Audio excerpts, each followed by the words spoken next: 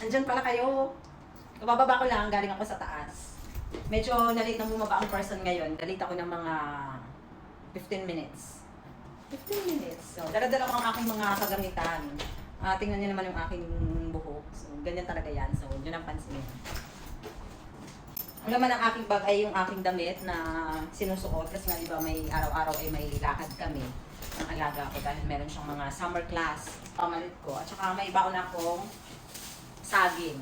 Kasi, kaya naman ako nagbaon ng saging. Hindi naman talaga ako minsan lang. Sunday ay may bagyo daw.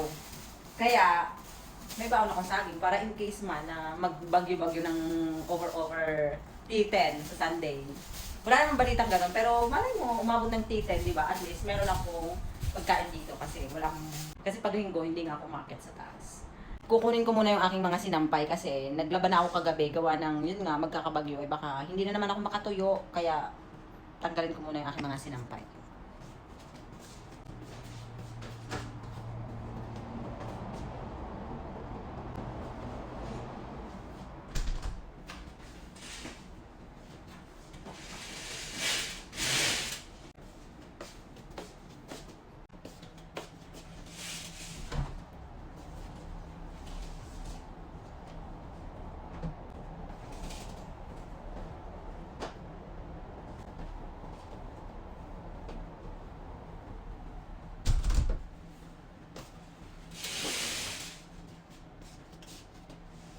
Ayan o.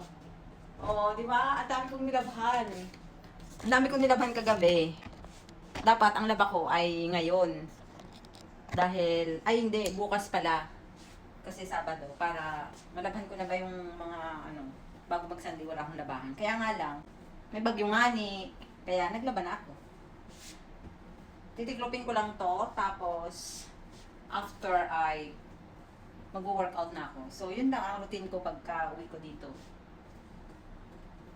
Kapag wala naman akong labahan, ay diretso ligpit na, tapos workout na ang aking ginagawa.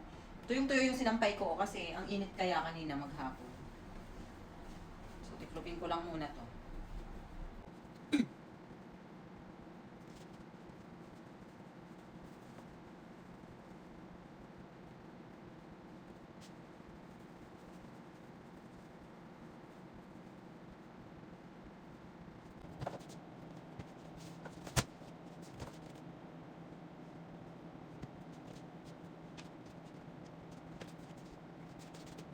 Tapos ko nang iligpit yung aking mga nilabhan. Ngayon naman ay time to change kasi nga mag-workout tayo. O ayan, nakapalit na. Diba?